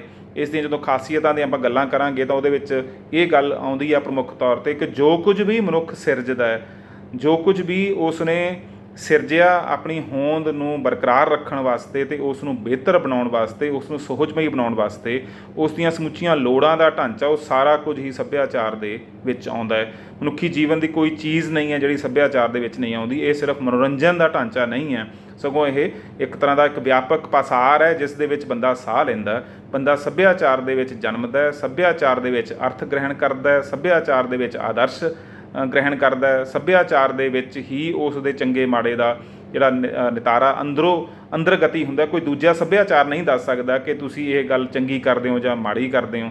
ਹਰ ਸੱਭਿਆਚਾਰ ਦੇ ਅੰਦਰ ਇੱਕ ਮੁੱਲ ਪ੍ਰਬੰਧ ਹੁੰਦਾ ਜਿਹੜਾ ਕਿ ਤੈਅ ਕਰਦਾ ਕਿ ਕਿਹੜੀ ਚੀਜ਼ ਕਰਨ ਵਾਲੀ ਹੈ ਅਤੇ ਕਿਹੜੀ ਚੀਜ਼ ਨਹੀਂ ਕਰਨ ਵਾਲੀ। ਤਾਂ ਇਸ ਤਰ੍ਹਾਂ ਨਾਲ ਜਿਹੜਾ ਇਹ ਨਵਾਂ ਸੰਕਲਪ ਵਿਕਸਿਤ ਹੋਇਆ, ਜਾਂ ਜਿਹੜਾ 19ਵੀਂ ਸਦੀ ਦੇ ਅੰਤ ਤੋਂ ਲੈ ਕੇ 20ਵੀਂ ਸਦੀ ਦੇ ਸ਼ੁਰੂ ਦੇ ਵਿੱਚੋਂ ਇਸ ਨੂੰ ਇੱਕ ਤਰ੍ਹਾਂ ਨਾਲ ਠੋਸ ਜ਼ਮੀਨ ਮਿਲੀ, ਉਸ ਦੇ ਮੁਤਾਬਕ ਸੱਭਿਆਚਾਰ ਹਰ ਇੱਕ ਸਮੂਹ ਦੀ ਇੱਕ ਤਰ੍ਹਾਂ ਨਾਲ ਪ੍ਰਾਪਤੀ ਹੈ ਅਤੇ ਹਰ ਇੱਕ ਚੀਜ਼ ਉਸ ਸਮੂਹ ਦੀ ਸੱਭਿਆਚਾਰ ਦੇ ਵਿੱਚ ਸ਼ਾਮਿਲ ਹੈ। ਇਹ ਤਾਂ ਗੱਲ ਹੋਈ ਜਿਹੜਾ ਕਲਚਰ ਸ਼ਬਦ ਹੈ ਉਸ ਦੇ ਬਾਰੇ ਵਿਕਾਸ ਦੀ। ਹੁਣ ਜਿਹੜਾ ਪੰਜਾਬੀ ਦੇ ਵਿੱਚ ਸ਼ਬਦ ਵਰਤਦੇ ਹਾਂ ਉਹ ਵਰਤਦੇ ਹਾਂ ਅਸੀਂ ਸੱਭਿਆਚਾਰ। ਜਿਹੜਾ ਸੱਭਿਆਚਾਰ ਸ਼ਬਦ ਹੈ ਇਸ ਨੂੰ ਅਕਸਰ ਤੋੜ ਲਿਆ ਜਾਂਦਾ ਹੈ ਸੱਭਿਅ ਅਤੇ ਆਚਾਰ ਦੇ ਵਿੱਚ। ਇੱਥੇ ਵੀ ਗੜਬੜ ਹੋ ਜਾਂਦੀ ਹੈ ਕਿ ਜਦੋਂ ਅਸੀਂ ਇੱਥੇ ਨਿਖੇੜਾ ਖਤਮ ਕਰ ਦਿੰਦੇ ਹਾਂ ਕਿ ਇਹ ਸੱਭਿਅਕ ਆਚਾਰ ਹੈ, ਤਾਂ ਇਹਦਾ ਮਤਲਬ ਸਾਡੇ ਮਨ 'ਚ ਭਾਵ ਪੈਦਾ ਹੋ ਸਕਦਾ, ਅਰਥ ਪੈਦਾ ਹੋ ਸਕਦਾ ਕਿ ਕੋਈ ਆਚਾਰ ਵਿਵਹਾਰ ਕੋਈ ਅਸੱਭਿਅਕ ਵੀ ਹੋ ਸਕਦਾ। ਇਹਦਾ ਮਤਲਬ ਇੱਥੇ ਸੱਭਿਅਕ ਇੱਕ ਵਿਸ਼ੇਸ਼ਣ ਦੇ ਤੌਰ 'ਤੇ ਲਾਇਆ ਗਿਆ, ਆਚਾਰ ਦਾ ਵਿਸ਼ੇਸ਼ਣ ਹੈ। ਆਚਾਰ ਤੋਂ ਭਾਵ ਸਾਡਾ ਜਿਹੜਾ ਚਾਲ ਚੱਲਣ, ਤੌਰ ਤਰੀਕਾ, ਆਚਰਣ ਵਿਚਰਣ, ਜੀਵਨ ਜਾਚ, ਉਸ ਨੂੰ ਅਸੀਂ ਆਚਾਰ ਕਹਿੰਦੇ ਹਾਂ। ਤਾਂ ਇੱਥੇ ਜਦੋਂ ਸੱਭਿਆਚਾਰ ਨੂੰ ਅਸੀਂ ਜੇ ਸੱਭਿਆ ਨੂੰ ਆਚਾਰ ਦਾ ਵਿਸ਼ੇਸ਼ਣ ਬਣਾ ਕੇ ਪੇਸ਼ ਕਰਾਂਗੇ ਤਾਂ ਸਮਝ ਲਵਾਂਗੇ ਕਿ ਇਹਦਾ ਮਤਲਬ ਇੱਥੇ ਕੋਈ ਦੂਸਰਾ ਵਿਸ਼ੇਸ਼ਣ ਵੀ ਆ ਸਕਦਾ, ਅਸੱਭਿਆਚਾਰ ਵੀ ਹੋ ਸਕਦਾ ਹੈ, ਅਸੱਭਿਅਕ ਆਚਾਰ ਵਿਵਹਾਰ ਵੀ ਕੋਈ ਹੋ ਸਕਦਾ। ਇਸ ਕਿਸਮ ਦੀ ਜਿਹੜੀ ਕਲਪਨਾ ਹੈਗੀ ਆ ਉਹ ਸਾਡੇ ਮਨਾਂ ਦੇ ਵਿੱਚ ਕਿਤੇ ਨਾ ਕਿਤੇ ਮੌਜੂਦ ਹੈ। ਅਸੀਂ ਇਹ ਨਿਖੇੜਾ ਕਰਨਾ ਸਿੱਖਿਆ ਹੋਇਆ। ਪਰ ਜਦੋਂ ਅਸੀਂ ਇਸ ਸ਼ਬਦ ਨੂੰ ਹੋਰ ਥੋੜ੍ਹਾ ਗਹਿਰਾ ਜਾ ਕੇ ਤੋੜੀਏ ਤਾਂ ਇਸ ਨੂੰ, ਕਿਉਂਕਿ ਜਿਹੜੇ ਇਹ ਤੋੜਨ ਦਾ ਕੰਮ ਹੈ, ਇਸ ਨੂੰ ਅਸੀਂ ਸੰਸਕ੍ਰਿਤ ਦੇ ਵਿੱਚ ਸੰਧੀ ਛੇਦ ਕਹਿੰਦੇ ਹਾਂ। ਤਾਂ ਸੰਧੀ ਛੇਦ ਜਦੋਂ ਕਰਦੇ ਹਾਂ ਤਾਂ ਸੰਧੀ ਛੇਦ ਸਿਰਫ ਸੱਭਿਆ ਅਤੇ ਆਚਾਰ ਦੇ ਵਿੱਚ ਹੀ ਨਹੀਂ ਹੁੰਦਾ। ਸੱਭਿਆ ਸ਼ਬਦ ਹੀ ਵੀ ਅੱਗਿਓਂ ਸ ਅਤੇ ਭੈ ਦੇ ਵਿੱਚ ਟੁੱਟੂਗਾ ਅਤੇ ਆਚਾਰ ਸ਼ਬਦ ਵੀ ਅ ਅਤੇ ਚਾਰ ਦੇ ਵਿੱਚ ਟੁੱਟੂਗਾ। ਜਦੋਂ ਅਸੀਂ ਇਹਨਾਂ ਸ਼ਬਦਾਂ ਦਾ ਅੰਗ ਨਿਖੇੜ ਕਰਕੇ ਇਕੱਲੇ ਇਕੱਲੇ ਨੂੰ ਦੇਖਦੇ ਹਾਂ ਤਾਂ ਉੱਥੇ ਵੀ ਜਾ ਕੇ ਕੋਈ ਚੀਜ਼ ਹੋਰ ਨਿਕਲ ਆਉਂਦੀ ਹੈ ਸਾਹਮਣੇ, ਜਿਸ ਦਾ ਅਰਥ ਉਸ ਤਰ੍ਹਾਂ ਨਾਲ ਅੰਗਰੇਜ਼ਾਂ ਵਾਲਾ ਜਾਂ ਪੱਛਮੀ ਦੁਨੀਆ ਵਾਲਾ ਅਰਥ ਨਹੀਂ ਰਹਿੰਦਾ, ਉਸ ਦੇ ਅਰਥ ਬਦਲ ਜਾਂਦੇ ਨੇ। ਅਤੇ ਜੇ ਉਸ ਨੂੰ ਤੋੜ ਕੇ ਦੇਖੀਏ ਤਾਂ ਸੱਭਿਆ ਦੇ ਵਿੱਚ ਜਿਹੜਾ ਸ ਅਤੇ ਭੈ ਸ਼ਬਦ ਨੇ, ਤਾਂ ਜਿਹੜਾ ਸ ਸ਼ਬਦ ਹੈ ਉਹ ਸਕਾਰਾਤਮਕ ਅਰਥਾਂ ਦੇ ਵਿੱਚ ਵਰਤਿਆ ਜਾਂਦਾ, ਜਿਸ ਦਾ ਮਤਲਬ ਸਮੇਤ ਵੀ ਹੁੰਦਾ, ਜਿਸ ਦਾ ਮਤਲਬ ਚੰਗਾ ਵੀ ਹੁੰਦਾ। ਸ ਦੇ ਸ਼ਬਦ ਨੂੰ ਅਸੀਂ ਜਦੋਂ ਵਰਤਦੇ ਹਾਂ ਤਾਂ ਇੱਥੇ ਜੇ ਸਮੇਤ ਸ਼ਬਦ ਦੇ ਅਤੇ ਚੰਗਾ ਸ਼ਬਦ ਦੋਵਾਂ ਦੇ ਅਰਥਾਂ ਦੇ ਵਿੱਚ ਵੀ ਲਈਏ ਤਾਂ ਇਸ ਦਾ ਜਿਹੜਾ ਦੂਸਰਾ ਸ਼ਬਦ ਹੈ ਉਹ ਹੈ ਭੈ। ਭੈ ਦੇ ਦੋ ਅਰਥ ਨੇ। ਭੈ ਦਾ ਅਰਥ ਇੱਕ ਤਾਂ ਭੈ ਆ। ਭੈ ਦਾ ਜਦੋਂ ਅਸੀਂ ਜਪਜੀ ਸਾਹਿਬ ਦੇ ਵਿੱਚ ਭੈ ਵਾਲੀਆਂ ਪੌੜੀਆਂ ਪੜ੍ਹਦੇ ਹਾਂ, ਭੈ ਵਾਲੀ ਪੌੜੀ ਪੜ੍ਹਦੇ ਹਾਂ, ਤਾਂ ਉਸ ਦੇ ਵਿੱਚ ਜਿਹੜਾ ਭੈ ਆ ਉਹ ਇੱਕ ਤਰ੍ਹਾਂ ਦਾ ਇੱਕ ਅਨੁਸ਼ਾਸਨ ਹੈ, ਇੱਕ ਤਰ੍ਹਾਂ ਦੀ ਇੱਕ ਤਰਤੀਬ ਹੈ। ਭੈ ਦੇ ਵਿੱਚ ਸਾਰਾ ਸੰਸਾਰ ਚੱਲਦਾ ਹੈ, ਭੈ ਦੇ ਵਿੱਚ ਸਾਰਾ ਕੁਝ ਹੁੰਦਾ। ਤਾਂ ਇੱਥੇ ਭੈ ਦਾ ਮਤਲਬ ਡਰ ਨਹੀਂ ਹੈ, ਇੱਥੇ ਭੈ ਦਾ ਮਤਲਬ ਹੈ ਇੱਕ ਅਨੁਸ਼ਾਸਨ ਦੇ ਵਿੱਚ, ਇੱਕ ਤਰਤੀਬ ਦੇ ਵਿੱਚ, ਇੱਕ ਵਿਉਂਤ ਵਿੱਚ ਚੀਜ਼ਾਂ ਦਾ ਹੋਣਾ। ਤਾਂ ਜਿਹੜਾ ਜਪਜੀ ਸਾਹਿਬ ਦੇ ਵਿੱਚ ਭੈ ਸ਼ਬਦ ਵਰਤਿਆ ਗਿਆ ਉਹ ਡਰ ਵਾਸਤੇ ਨਹੀਂ ਵਰਤਿਆ ਗਿਆ, ਉਹ ਅਨੁਸ਼ਾਸਨਬੱਧ ਜਿਹੜੀ ਵਿਉਂਤ ਹੈ ਉਸ ਦੇ ਵਾਸਤੇ ਵਰਤਿਆ ਗਿਆ ਕਿ ਹਰ ਚੀਜ਼ ਵਿਉਂਤ ਦੇ ਵਿੱਚ ਹੈ, ਹਰ ਚੀਜ਼ ਇੱਕ ਆਪਣੇ ਤਰ੍ਹਾਂ ਦੇ ਪੈਟਰਨ ਦੇ ਵਿੱਚ ਹੈ ਨਾ। ਤਾਂ ਉਸ ਜੇ ਆਪਾਂ ਕਹੀਏ ਕਿ ਪੈਟਰਨ ਦੇ ਸਮੇਤ, ਵਿਉਂਤ ਦੇ ਸਮੇਤ, ਜਦੋਂ ਆਚਾਰ ਸ਼ਬਦ ਨੂੰ ਫਿਰ ਅੱਗੇ ਲਈਏ ਅਸੀਂ ਤਾਂ ਜਿਹੜਾ ਚਰ ਸ਼ਬਦ ਹੈ ਉਸ ਦਾ ਮਤਲਬ ਚੱਲਣ ਦੇ ਨਾਲ, ਤੁਰਨ ਦੇ ਨਾਲ। ਅਸੀਂ ਜਦੋਂ ਸਾਰੀ ਪ੍ਰਕਿਰਤੀ ਨੂੰ ਦੇਖਦੇ ਹਾਂ ਤਾਂ ਪ੍ਰਕਿਰਤੀ ਬਾਰੇ ਕਹਿੰਦੇ ਹਾਂ ਕਿ ਇਹ ਦੋ ਤਰ੍ਹਾਂ ਦੀ ਪ੍ਰਕਿਰਤੀ ਆ, ਚਰ ਅਤੇ ਅਚਰ। ਜਿਹੜੀ ਚਰ ਪ੍ਰਕਿਰਤੀ ਆ ਉਹ ਹੈ ਜਿਹੜੇ ਕਿ ਚੱਲ ਫਿਰ ਸਕਦੇ ਨੇ, ਇੱਕ ਤਰ੍ਹਾਂ ਨਾਲ ਗਤੀਸ਼ੀਲ ਹੋ ਸਕਦੇ ਨੇ। ਜਿਹੜੀ ਅਚਰ ਪ੍ਰਕਿਰਤੀ ਹੁੰਦੀ ਹੈ ਉਹ ਪ੍ਰਕਿਰਤੀ ਹੁੰਦੀ ਹੈ ਜਿਹੜੀ ਖੜੋਤ ਦੇ ਵਿੱਚ ਹੈ, ਜਿਹੜੀ ਖੜੀ ਹੋਈ ਹੈ, ਜਿਵੇਂ ਰੁੱਖ ਨੇ, ਪਹਾੜ ਨੇ, ਇਹ ਅਚਰ ਨੇ। ਚਰ ਦੇ ਵਿੱਚ ਜੀਵ ਜੰਤੂ ਆਉਂਦੇ ਨੇ ਅਤੇ ਮਨੁੱਖ ਆਉਂਦਾ ਜਿਹੜੇ ਕਿ ਚੱਲ ਫਿਰ ਸਕਦੇ ਨੇ, ਤੁਰ ਸਕਦੇ ਨੇ, ਉਹਨਾਂ ਨੂੰ ਅਸੀਂ ਚਰ ਜੀਵ ਕਹਿੰਦੇ ਹਾਂ। ਤਾਂ ਜਿਹੜਾ ਚਰ ਤੋਂ ਹੀ ਅੱਗੇ ਜਾ ਕੇ ਜਿਹੜਾ ਚਰਨਾ ਵੀ ਉੱਥੋਂ ਬਣਦਾ ਅਤੇ ਚਾਲ ਚੱਲਣ ਵੀ ਉੱਥੋਂ ਹੀ ਬਣਦਾ ਕਿ ਜਿਹੜਾ ਚਾਲ ਚੱਲਣ ਹੈ। ਅ ਤੋਂ ਭਾਵ ਇੱਥੇ ਜਿਹੜਾ ਅ ਹੈ ਉਸ ਨੂੰ ਅਸੀਂ ਇੱਕ ਤਰ੍ਹਾਂ ਨਾਲ ਜਦੋਂ ਕਿਸੇ ਚੀਜ਼ ਨੂੰ ਵਡੇਰਾ ਕਹਿਣਾ ਹੋਵੇ ਉੱਥੇ ਵੀ ਆ ਸ਼ਬਦ ਲਾਉਣੇ। ਜਿਹੜਾ ਅ ਹੈ ਉਹ ਨੈਗੇਟਿਵ, ਨਕਾਰਾਤਮਕ ਹੈ, ਪਰ ਜਿਹੜਾ ਆ ਹੈ ਉਹ ਉਸ ਨੂੰ ਵਡੇਰਾ ਬਣਾ ਦਿੰਦਾ, ਵਡੇਰੇ ਅਰਥਾਂ ਵਾਲਾ ਬਣਾ ਦਿੰਦਾ ਹੈ ਨਾ। ਤਾਂ ਉੱਥੇ ਇਹਨਾਂ ਅਰਥਾਂ ਦੇ ਵਿੱਚ ਜਿਹੜਾ ਆਚਾਰ ਹੈ ਇਹਦਾ ਮਤਲਬ ਉਹ ਚਾਲ ਚੱਲਣ, ਵਡੇਰੇ ਅਰਥਾਂ ਵਾਲਾ ਚਾਲ ਚੱਲਣ, ਜਿਸ ਨੂੰ ਅਸੀਂ ਮਨੁੱਖੀ ਚਾਲ ਚੱਲਣ ਕਹਾਂਗੇ, ਇਹ ਉਹਨਾਂ ਅਰਥਾਂ ਦੇ ਵਿੱਚ ਆਚਾਰ ਸ਼ਬਦ ਆਊਗਾ। ਇਸ ਕਰਕੇ ਆਪਾਂ ਕਹਿੰਦੇ ਆਚਾਰ ਵਿਵਹਾਰ, ਤੁਹਾਡਾ ਜਿਹੜਾ ਤੌਰ ਤਰੀਕੇ ਹੈਗੇ ਨੇ ਜਿਹੜੇ ਕਿਸੇ ਵੀ ਤਰੀਕੇ ਨਾਲ ਅਸੀਂ ਜਦੋਂ ਕੋਈ ਕੰਮ ਕਰਦੇ ਹਾਂ ਤਾਂ ਅਸੀਂ ਬੰਦੇ ਦਾ ਆਚਾਰ ਵਿਵਹਾਰ ਦੀ ਗੱਲ ਕਰਦੇ ਹਾਂ। ਤਾਂ ਇਹਨਾਂ ਅਰਥਾਂ ਦੇ ਵਿੱਚ ਬਣ ਗਿਆ ਜਿਹੜਾ ਇਹ ਸ਼ਬਦ ਬਣ ਜਾਂਦਾ ਹੈ ਕਿ ਜਿਹੜਾ ਭੈ ਸਹਿਤ ਭਾਵ ਅਨੁਸ਼ਾਸਨ ਦੇ ਵਿੱਚ, ਵਿਉਂਤ ਦੇ ਵਿੱਚ ਰਹਿ ਕੇ ਕੀਤਾ ਗਿਆ ਜਿਹੜਾ ਆਚਾਰ ਵਿਵਹਾਰ ਹੈ, ਇੱਕ ਖਾਸ ਵਿਉਂਤ ਦੇ ਮੁਤਾਬਕ ਕੀਤਾ ਗਿਆ ਆਚਾਰ ਵਿਵਹਾਰ ਹੈ, ਤਾਂ ਉਸ ਨੂੰ ਅਸੀਂ ਸੱਭਿਆਚਾਰ ਕਹਾਂਗੇ। ਤਾਂ ਇਹ ਜਿਹੜਾ ਇੱਕ ਤਰ੍ਹਾਂ ਨਾਲ ਬਣਾਈ ਗਈ ਵਿਉਂਤ ਹੈ, ਇਹ ਇੱਥੋਂ ਇਸ਼ਾਰਾ ਮਿਲਦਾ ਕਿ ਜਿਵੇਂ ਇਹ ਬੰਦੇ ਦੇ ਜਨਮ ਤੋਂ ਪਹਿਲਾਂ ਮੌਜੂਦ ਹੁੰਦੀ ਹੈ। ਇਹ ਜਦੋਂ ਕੋਈ ਵਿਅਕਤੀ ਜਨਮ ਲੈਂਦਾ ਉਸ ਤੋਂ ਪਹਿਲਾਂ ਇੱਕ ਤਰ੍ਹਾਂ ਨਾਲ ਜਿਹੜਾ ਪ੍ਰਤਿਮਾਨਕ ਸੱਭਿਆਚਾਰ ਜਾਂ ਜੋ ਵੀ ਜੀਵਨ ਜਿਸ ਸੰਸਾਰ ਦੇ ਵਿੱਚ ਬੰਦਾ ਪ੍ਰਗਟ ਹੁੰਦਾ ਉਸ ਤੋਂ ਪਹਿਲਾਂ ਚੀਜ਼ਾਂ ਦੀ ਵਿਉਂਤ ਜਿਹੜੀ ਹੈਗੀ ਆ ਤੁਹਾਡੇ ਤੋਂ ਪਹਿਲਾਂ ਮੌਜੂਦ ਹੈ। ਤਾਂ ਇਹਦਾ ਮਤਲਬ ਸੱਭਿਆਚਾਰ ਇਹ ਵਿਅਕਤੀਗਤ ਚੀਜ਼ ਨਹੀਂ ਹੈ, ਇਹ ਵਿਅਕਤੀ ਦੇ ਜਨਮ ਲੈਣ ਤੋਂ ਪਹਿਲਾਂ ਜਿਹੜੀਆਂ ਮੌਜੂਦ ਬਾਹਰਮੁਖੀ ਪਰਿਸਥਿਤੀਆਂ ਨੇ ਉਹਨਾਂ ਦਾ ਜਿਹੜਾ ਅਨੁਸ਼ਾਸਨ ਸੁਭਾਵਿਕ ਰੂਪ ਦੇ ਵਿੱਚ ਬਣਿਆ ਹੋਇਆ, ਭਾਵ ਜਿਹੜੀ ਪਰੰਪਰਾ ਤੋਂ ਚੱਲਿਆ ਆ ਰਿਹਾ ਜਿਹੜਾ ਸਾਡਾ ਅਨੁਸ਼ਾਸਨ ਹੈ ਉਸ ਦੇ ਵਿੱਚ ਅਸੀਂ ਜਨਮ ਲੈਂਦੇ ਹਾਂ ਅਤੇ ਉਸ ਨੂੰ ਅਸੀਂ ਸੁਭਾਵਿਕ ਰੂਪ ਦੇ ਵਿੱਚ ਗ੍ਰਹਿਣ ਕਰਦੇ ਹਾਂ। ਤਾਂ ਮੁੱਢਲੇ ਤੌਰ 'ਤੇ ਜਦੋਂ ਸੱਭਿਆ ਅਤੇ ਆਚਾਰ ਨੂੰ ਅਸੀਂ ਤੋੜਦੇ ਹਾਂ ਤਾਂ ਇਹ ਪੱਛਮੀ ਢੰਗ ਦੀ ਜਿਹੜੀ ਸਾਡੀ ਸੰਧੀ ਛੇਦ ਹੈ ਉਹੀ ਅਰਥ ਸਾਨੂੰ ਮਿਲੂਗਾ ਇਸ ਸੰਧੀ ਛੇ ਤੋਂ। ਪਰ ਜੇ ਅਸੀਂ ਇਸ ਨੂੰ ਹੋਰ ਗਹਿਰਾ ਜਾ ਕੇ ਤੋੜੀਏ ਤਾਂ ਇਸ ਦੇ ਅਰਥਾਂ ਦੀ ਨੇੜਤਾ ਉਹਨਾਂ ਅਰਥਾਂ ਨਾਲ ਬਣ ਜਾਂਦੀ ਹੈ ਜਿਹੜੇ ਅਰਥ ਬਾਅਦ ਦੇ ਵਿੱਚ ਕਲਚਰ ਨੇ ਹੌਲੀ ਹੌਲੀ ਸ਼ਬਦ ਦੇ ਤੌਰ 'ਤੇ ਵੀ ਰੂਪਾਂਤਰਿਤ ਹੁੰਦੇ ਹੋਏ ਜਿਹੜਾ ਇਤਿਹਾਸਕ ਪਦਾਰਥਵਾਦੀ ਦ੍ਰਿਸ਼ਟੀ ਤੋਂ ਹਾਸਲ ਕੀਤੇ ਜਿਹੜੇ ਅਰਥ ਉਹਦੇ ਨੇੜੇ ਤੇੜੇ ਚਲੇ ਜਾਂਦੀ ਹੈ।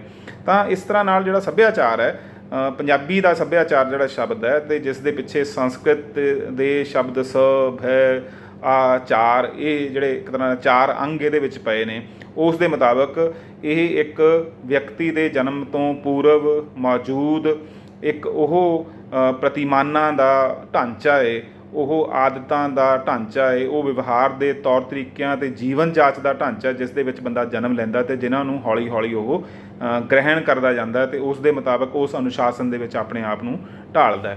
ਇਹਨਾਂ ਅਰਥਾਂ ਦੇ ਵਿੱਚ ਜਿਹੜਾ ਇਹ ਸੱਭਿਆਚਾਰ ਦਾ ਇਹ ਅਰਥ ਬਣਦਾ, ਇਹ ਬਣਦਾ ਕਿ ਸੱਭਿਆਚਾਰ ਇੱਕ ਇਹੋ ਜਿਹੀ ਜੀਵਨ ਜਾਚ ਜਾਂ ਇਹੋ ਜਿਹਾ ਪ੍ਰਤੀਮਾਨਕ ਪ੍ਰਬੰਧ ਹੈ ਜਿਹੜਾ ਅਨੁਸ਼ਾਸਨਕਾਰੀ ਹੈ, ਜਿਹੜਾ ਬੰਦੇ ਨੂੰ ਅਨੁਸ਼ਾਸਿਤ ਕਰਦਾ। ਤਾਂ ਸੱਭਿਆਚਾਰ ਦਾ ਜਿਹੜਾ ਵਰਤਮਾਨ ਸੰਕਲਪ ਹੈਗਾ ਉਸ ਦੇ ਵਿੱਚ ਅਸੀਂ ਇਹਨਾਂ ਅਰਥਾਂ ਦੇ ਵਿੱਚ ਹੀ ਇਸ ਨੂੰ ਲੈਂਦੇ ਹਾਂ ਕਿ ਅਨੁਸ਼ਾਸਨਕਾਰੀ ਹੈ, ਪਰ ਇਹ ਅਨੁਸ਼ਾਸਨ ਉਸ ਸਮੂਹ ਨੇ ਖੁਦ ਆਪਣੇ ਵਾਸਤੇ ਬਣਾਇਆ ਹੋਇਆ ਅਨੁਸ਼ਾਸਨ ਹੁੰਦਾ ਹੈ। ਇਹ ਕਿਸੇ ਦਾ ਤੁਹਾਡੇ ਉੱਪਰ ਉਲੱਦਿਆ ਜਾਣ ਵਾਲਾ ਅਨੁਸ਼ਾਸਨ ਨਹੀਂ ਹੁੰਦਾ, ਇਹ ਖੁਦ ਕਿਸੇ ਸਮੂਹ ਦੁਆਰਾ ਆਪਣੇ ਲਈ ਤਿਆਰ ਕੀਤਾ ਜਾਣ ਵਾਲਾ ਅਨੁਸ਼ਾਸਨ ਹੈ, ਕਿਉਂਕਿ ਇਹ ਸਭੈ ਆ। ਚੰਗਾ ਜਿਹੜਾ ਇੱਕ ਭੈ ਹੁੰਦਾ ਉਹ ਹੁੰਦਾ ਦਾਬਾ, ਡਰ ਕਿਸੇ ਹੋਰ ਦਾ, ਜੇ ਆਪਾਂ ਇਹਨਾਂ ਅਰਥਾਂ 'ਚ ਲਈਏ, ਜਾਂ ਅਨੁਸ਼ਾਸਨ ਜਿਹੜਾ ਕਿਸੇ ਹੋਰ ਦੁਆਰਾ ਸਾਡੇ 'ਤੇ ਆਰੋਪਿਤ ਕੀਤਾ ਹੋਇਆ, ਪਰ ਇਹ ਉਹ ਅਨੁਸ਼ਾਸਨ ਨਹੀਂ ਹੈ। ਤਾਂ ਇਹਨਾਂ ਅਰਥਾਂ ਦੇ ਵਿੱਚ ਬਣ ਜਾਂਦਾ ਕਿ ਜਿਹੜਾ ਖੁਦ ਅਸੀਂ ਤਿਆਰ ਕੀਤਾ ਹੋਇਆ ਚੰਗਾ ਅਨੁਸ਼ਾਸਨ ਹੈ, ਆਪਣੇ ਵਾਸਤੇ ਬਣਾਇਆ ਹੋਇਆ ਚੰਗਾ ਅਨੁਸ਼ਾਸਨ ਹੈ, ਉਸ ਦੇ ਮੁਤਾਬਕ ਜਦੋਂ ਅਸੀਂ ਆਚਾਰ ਵਿਵਹਾਰ ਕਰਦੇ ਹਾਂ, ਅਸੀਂ ਉਸ ਦੇ ਮੁਤਾਬਕ ਆਪਣਾ ਚਾਲ ਚੱਲਣ ਢਾਲਦੇ ਹਾਂ, ਉਸ ਦੇ ਆਦਰਸ਼ਾਂ ਨਾਲ ਜੁੜਦੇ ਹਾਂ, ਤਾਂ ਅਸੀਂ ਸੱਭਿਆਚਾਰ ਦੇ ਵਿੱਚ ਹੁੰਦੇ ਹਾਂ, ਅਸੀਂ ਸੱਭਿਅਕ ਹੁੰਦੇ ਹਾਂ। ਅਤੇ ਇਹਨਾਂ ਅਰਥਾਂ ਦੇ ਵਿੱਚ ਹਰ ਕੌਮ ਨੇ ਆਪਣਾ ਅਨੁਸ਼ਾਸਨ ਖੁਦ ਬਣਾਇਆ ਹੁੰਦਾ। ਉਸ ਅਨੁਸ਼ਾਸਨ ਦੀ ਪਾਲਣਾ ਕਰਨ ਵਾਲਾ ਬੰਦਾ ਜਿਹੜਾ ਹੈਗਾ, ਬਸ਼ਿੰਦਾ ਹੈਗਾ, ਉਹ ਸੱਭਿਅਕ ਹੁੰਦਾ। ਅਤੇ ਹਰ ਕੌਮ ਦਾ ਆਪਣਾ ਅਨੁਸ਼ਾਸਨ ਹੋਣ ਕਰਕੇ ਹਰ ਕੌਮ ਸੱਭਿਅਕ ਹੁੰਦੀ ਹੈ। ਅਤੇ ਕੋਈ ਵੀ ਦੁਨੀਆ ਦੇ ਵਿੱਚ ਇਹੋ ਜਿਹਾ ਸਮੂਹ ਨਹੀਂ ਹੈ ਜਿਸ ਦੇ ਕੋਲ ਆਪਣਾ ਕੋਈ ਅਨੁਸ਼ਾਸਨ ਜਿਉਣ ਦਾ ਨਾ ਹੋਵੇ। ਜਨਮ ਤੋਂ ਲੈ ਕੇ ਮਰਨ ਤੱਕ ਰਿਸ਼ਤੇ ਬਣਾਉਣੇ, ਗਿਆਨ ਪ੍ਰਾਪਤ ਕਰਨਾ ਜਾਂ ਨਹੀਂ ਕਰਨਾ, ਇਹਨਾਂ ਚੀਜ਼ਾਂ ਦੇ ਬਾਰੇ ਹਰ ਸਮੂਹ ਦਾ ਆਪਣਾ ਬਣਾਇਆ ਹੋਇਆ ਇੱਕ ਢਾਂਚਾ, ਇੱਕ ਜੀਵਨ ਜਾਚ ਹੁੰਦੀ ਹੈ। ਅਤੇ ਇਹਨਾਂ ਅਰਥਾਂ ਦੇ ਵਿੱਚ ਸੱਭਿਆਚਾਰ ਇੱਕ ਉਹ ਜੀਵਨ ਜਾਚ ਹੈ ਜਿਹੜੀ ਵਿਅਕਤੀ ਦੇ ਜਨਮ ਤੋਂ ਪਹਿਲਾਂ ਉਸ ਸਮੂਹ ਦੇ ਵਿੱਚ ਮੌਜੂਦ ਹੁੰਦੀ ਹੈ, ਅਤੇ ਉਸ ਨੂੰ ਉਸਨੇ ਅਚੇਤ ਤੌਰ 'ਤੇ ਗ੍ਰਹਿਣ ਕਰਨਾ ਹੁੰਦਾ ਅਤੇ ਆਪਣੇ ਆਚਾਰ ਵਿਵਹਾਰ ਨੂੰ ਉਸ ਦੇ ਮੁਤਾਬਕ ਸੁਭਾਵਿਕ ਰੂਪ ਦੇ ਵਿੱਚ ਢਾਲਣਾ ਹੁੰਦਾ, ਉਸ ਨੇ ਅਨੁਸ਼ਾਸਨਬੱਧ ਕਰਨਾ ਹੁੰਦਾ। ਜਦੋਂ ਅਸੀਂ ਫਰਾਇਡ ਦੇ ਜਿਹੜੇ ਸੰਕਲਪ ਨੇ ਇਦ ਅਤੇ ਸੁਪਰ ਈਗੋ ਦੀ ਗੱਲ ਕਰਦੇ ਹਾਂ, ਅਤੇ ਉਹਦੇ ਦਰਮਿਆਨ ਜਿਹੜਾ ਈਗੋ ਸ਼ਬਦ ਹੈ, ਈਗੋ ਸ਼ਬਦ ਬੁਨਿਆਦੀ ਤੌਰ 'ਤੇ ਕਲਚਰ, ਸਾਡੇ ਸੱਭਿਆਚਾਰਕ ਆਪੇ ਦੇ ਵਾਸਤੇ ਹੀ ਵਰਤਿਆ ਜਾਂਦਾ ਕਿ ਇੱਕ ਬੰਦੇ ਦਾ ਪਾਸ਼ਵਿਕ ਆਪਾ, ਇੱਕ ਜਿਹੜੀਆਂ ਸਾਡੇ ਬਹੁਤ ਹੀ ਵਡੇਰੇ ਆਦਰਸ਼ ਨੇ, ਮਨੁੱਖੀ ਆਦਰਸ਼ ਨੇ, ਉਹਨਾਂ ਦੋਹਾਂ ਦੇ ਸਮਤੋਲ ਦੇ ਨਾਲ ਜਿਸ ਵਿੱਚ ਬੰਦੇ ਦੀ ਜਿਹੜੀ ਉਹਦੀ ਜੈਵਿਕ ਹੋਂਦ ਹੈ, ਉਸ ਦੀਆਂ ਪ੍ਰਵਿਰਤੀਆਂ ਨੇ, ਉਹਨਾਂ ਪ੍ਰਵਿਰਤੀਆਂ ਨੂੰ ਅਨੁਸ਼ਾਸਨਬੱਧ ਕਰਕੇ ਜਿਹੜਾ ਬੰਦਾ ਜੀਵਨ ਜਿਉ ਰਿਹਾ ਹੁੰਦਾ, ਤਾਂ ਉਹ ਸੱਭਿਅਕ ਜੀਵਨ ਹੀ ਹੁੰਦਾ। ਉਹ ਅਸਲ 'ਚ ਜਿਹੜੀ ਈਗੋ ਹੁੰਦੀ ਆ ਉਹ ਸਾਡਾ ਸੱਭਿਆਚਾਰਕ ਆਪਾ ਹੀ ਹੁੰਦੀ ਆ। ਈਗੋ ਉਹਨਾਂ ਅਰਥਾਂ ਦੇ ਵਿੱਚ ਜਿਹੜੇ ਜਦੋਂ ਅਸੀਂ ਫਰਾਇਡ ਤੋਂ ਗ੍ਰਹਿਣ ਕਰਦੇ ਹਾਂ, ਤਾਂ ਉਹਨਾਂ ਅਰਥਾਂ ਦੇ ਵਿੱਚ ਈਗੋ ਦਾ ਭਾਵ ਸਾਡੀ ਵਿਅਕਤੀਗਤ ਅਹੰਕਾਰ ਦੇ ਅਰਥ ਉੱਥੇ ਨਹੀਂ ਹੈਗੇ। ਈਗੋ ਜਿਹੜੀ ਆ ਉਹ ਸਾਡੇ ਸੱਭਿਆਚਾਰਕ ਆਪੇ ਨੂੰ ਪ੍ਰਤੀਬਿੰਬਿਤ ਕਰਦੀ ਹੈ, ਅਤੇ ਸਾਡੇ ਅੰਦਰ ਜਿਹੜਾ ਸਵੈਮਾਨ ਦਾ ਸੰਕਲਪ ਹੁੰਦਾ ਜਾਂ ਸਵੈਮਾਨ ਦਾ ਭਾਵ ਹੁੰਦਾ, ਉਹ ਵੀ ਸਾਡੇ ਸੱਭਿਆਚਾਰ ਦੇ ਵਿੱਚੋਂ ਹੀ ਆਇਆ ਹੋਇਆ ਹੁੰਦਾ। ਜਦੋਂ ਠੇਸ ਲੱਗਦੀ ਹੈ ਤਾਂ ਸਾਡੇ ਵਿਅਕਤੀਗਤ ਅਹੰਕਾਰ ਨੂੰ ਠੇਸ ਨਹੀਂ ਲੱਗਦੀ, ਸੱਭਿਆਚਾਰ ਦੇ ਵਿੱਚੋਂ ਬਣੇ ਹੋਏ ਆਪੇ ਨੂੰ, ਤੁਹਾਡੇ ਰੁਤਬੇ ਦੇ ਮੁਤਾਬਕ ਬਣੇ ਹੋਏ ਉਸ ਤੁਹਾਡੀ ਜਿਹੜੀ ਸ਼ਖਸੀਅਤ ਹੈ ਉਸ ਦੇ ਭਾਵ ਨੂੰ ਠੇਸ ਲੱਗਦੀ ਹੈ। ਇਸ ਕਰਕੇ ਸਾਨੂੰ ਕਹਿੰਦੇ ਕਿ ਸਾਡੀ ਈਗੋ ਨੂੰ ਸੱਟ ਵੱਜੀ। ਤਾਂ ਈਗੋ ਅਸਲ ਦੇ ਵਿੱਚ ਇਹਨਾਂ ਅਰਥਾਂ ਦੇ ਵਿੱਚ ਸਾਡਾ ਸੱਭਿਆਚਾਰਕ ਆਪਾ ਹੀ ਹੁੰਦੀ ਹੈ। ਇੱਕ ਤਰ੍ਹਾਂ ਨਾਲ ਸੱਭਿਆਚਾਰ ਨੂੰ ਜਦੋਂ ਅਸੀਂ ਉਹਦਾ ਅੰਤਰੀਵੀਕਰਨ ਕਰ ਲੈਂਦੇ ਹਾਂ, ਇੰਟਰਨਲਾਈਜ਼ ਕਰ ਲੈਂਦੇ ਹਾਂ, ਤਾਂ ਉਹ ਇੱਕ ਤਰ੍ਹਾਂ ਨਾਲ ਸਾਡੀ ਉਹ ਈਗੋ ਬਣ ਜਾਂਦੀ ਹੈ ਨਾ। ਇਸ ਕਰਕੇ ਈਗੋ ਅਤੇ ਸੱਭਿਆਚਾਰ ਦਾ ਆਪਸ ਦੇ ਵਿੱਚ ਬਹੁਤ ਨੇੜੇ ਦਾ ਸੰਬੰਧ ਹੈ। ਹਾਲ ਦੀ ਘੜੀ ਇੰਨੀਆਂ ਗੱਲਾਂ ਹੀ ਕਰਨੀਆਂ ਨੇ। ਉਮੀਦ ਹੈ ਕਿ ਤੁਹਾਨੂੰ ਇਹ ਸੰਕਲਪ ਸਮਝ ਆਇਆ ਹੋਊਗਾ। ਅੰਗਰੇਜ਼ੀ ਦਾ ਕਲਚਰ ਸ਼ਬਦ ਕੀ ਹੈ, ਉਸ ਦਾ ਵਿਕਾਸ ਕਿਵੇਂ ਹੋਇਆ, ਇਸ ਦੇ ਵਿੱਚ ਆਪਾਂ ਉਹ ਗੱਲ ਕੀਤੀ। ਅਤੇ ਜਿਹੜਾ ਸੱਭਿਆਚਾਰ ਸ਼ਬਦ ਹੈ ਉਸ ਦਾ ਅੰਗ ਨਿਖੇੜ ਕਰਕੇ, ਜਿਹੜਾ ਆਮ ਪ੍ਰਚਲਿਤ ਅੰਗ ਨਿਖੇੜ ਹੈ, ਉਸ ਤੋਂ ਅੱਗੇ ਜਾ ਕੇ ਅੰਗ ਨਿਖੇੜ ਕਰਕੇ ਅਸੀਂ ਇਸ ਗੱਲ ਨੂੰ ਸਮਝਣ ਦੀ ਕੋਸ਼ਿਸ਼ ਕੀਤੀ। ਇਹਨਾਂ ਅਰਥਾਂ ਦੇ ਵਿੱਚ ਦੁਨੀਆ ਦੇ ਵਿੱਚ ਸਾਰੇ ਲੋਕ ਸੱਭਿਅਕ ਨੇ, ਸਾਰੇ ਲੋਕਾਂ ਦਾ ਇੱਕ ਸੱਭਿਆਚਾਰ ਹੈ। ਉਹ ਕਿਸੇ ਵੀ ਜਾਤ, ਗੋਤ, ਧਰਮ, ਕਬੀਲੇ ਨਾਲ ਸੰਬੰਧਿਤ ਹੋਣ, ਕੋਈ ਵੀ ਅਨਕਲਚਰਡ, ਅਨਸਿਵਲਾਈਜ਼ਡ ਇਸ ਸੰਸਾਰ ਦੇ ਵਿੱਚ ਨਹੀਂ ਹੈ। ਕਿਸੇ ਜਾਤ, ਗੋਤ, ਧਰਮ, ਕਬੀਲੇ ਨਾਲ ਜੁੜਿਆ ਹੋਇਆ ਇਨਸਾਨ ਅਸੱਭਿਅਕ ਨਹੀਂ ਹੈਗਾ ਜਾਂ ਸੱਭਿਆਚਾਰ ਵਿਹੀਨ ਨਹੀਂ ਹੈਗਾ ਜਾਂ ਸੱਭਿਆਚਾਰ ਤੋਂ ਸੱਖਣਾ ਨਹੀਂ ਹੈਗਾ। ਉਸ ਦੇ ਕੋਲ ਆਪਣਾ ਇੱਕ ਢਾਂਚਾ ਜਿਹੜਾ ਉਸ ਸਮੂਹ ਦੀਆਂ, ਛੋਟੇ ਜਾਂ ਵੱਡੇ ਸਮੂਹ ਦੀਆਂ ਲੋੜਾਂ ਦੀ ਪੂਰਤੀ ਕਰਦਾ ਹੈ ਅਤੇ ਉਸ ਦੇ ਅੰਦਰ ਆਪਣੇ ਤਰ੍ਹਾਂ ਦੇ ਸੁਹਜ ਦੇ ਸੰਕਲਪ, ਸੁੰਦਰਤਾ ਦੇ ਸੰਕਲਪ ਵੀ ਬਣਾਉਂਦਾ ਹੈ। ਉਸ ਦੇ ਅੰਦਰ ਆਦਰਸ਼ ਵੀ ਬਣਾਉਂਦਾ ਹੈ। ਉਸ ਦੇ ਅੰਦਰ ਚੰਗੇ ਅਤੇ ਮਾੜੇ ਜਿਹੜੇ ਪ੍ਰਤੀਮਾਨ ਨੇ ਉਹਨਾਂ ਦਾ ਨਿਖੇੜਾ ਕਰਨਾ ਵੀ ਉਸ ਨੂੰ ਸਿਖਾਉਂਦਾ। ਇਸ ਕਰਕੇ ਹਰ ਬੰਦਾ ਸੱਭਿਅਕ ਹੁੰਦਾ ਹੈ, ਹਰ ਇਨਸਾਨ ਕੋਲ ਸੱਭਿਆਚਾਰ ਹੁੰਦਾ ਹੈ। ਦੁਨੀਆ ਦੇ ਵਿੱਚ ਕੋਈ ਵੀ ਸਮੂਹ ਨਹੀਂ ਹੈ ਜਿਹੜਾ ਕਿ ਸੱਭਿਆਚਾਰ ਤੋਂ ਸੱਖਣਾ ਹੋਵੇ। ਉਮੀਦ ਹੈ ਕਿ ਗੱਲ ਤੁਹਾਨੂੰ ਸਮਝ ਆ ਗਈ ਹੋਊਗੀ ਅਤੇ ਅਸੀਂ ਇਸ ਗੱਲ ਨੂੰ ਅੱਗੇ ਨਿਰੰਤਰ ਅਗਲੇ ਲੈਕਚਰ ਦੇ ਵਿੱਚ ਜਾਰੀ ਰੱਖਾਂਗੇ। ਬਹੁਤ ਬਹੁਤ ਧੰਨਵਾਦ।